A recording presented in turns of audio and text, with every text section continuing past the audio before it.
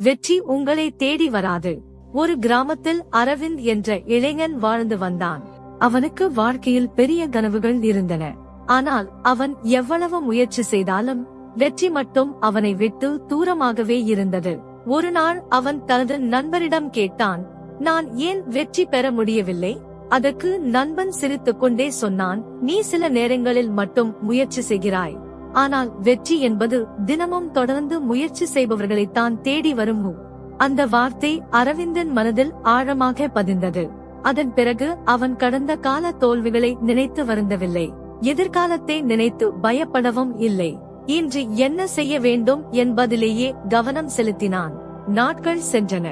ஒரு நாள் அவன் எதிர்பாராத ஒரு பெரிய தோல்வியை சந்தித்தான். அவன் மிகவும் மனம் உடைந்தான். அப்போது அவனுக்கு ஒரு விஷயம் புரிந்தது.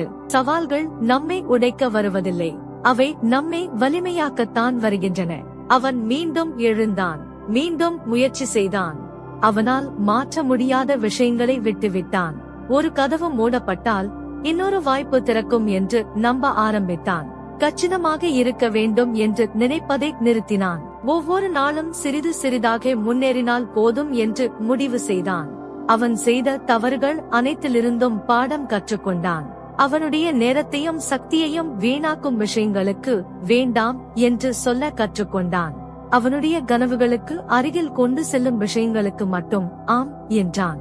மெல்ல மெல்ல அவன் வாழ்க்கை மாற ஆரம்பித்தது. அப்போதுதான் அவனுக்கு ஒரு உண்மை புரிந்தது. மகிழ்ச்சியும் வெற்றியும் வெறுமனே நினைத்தால் கிடைக்காது.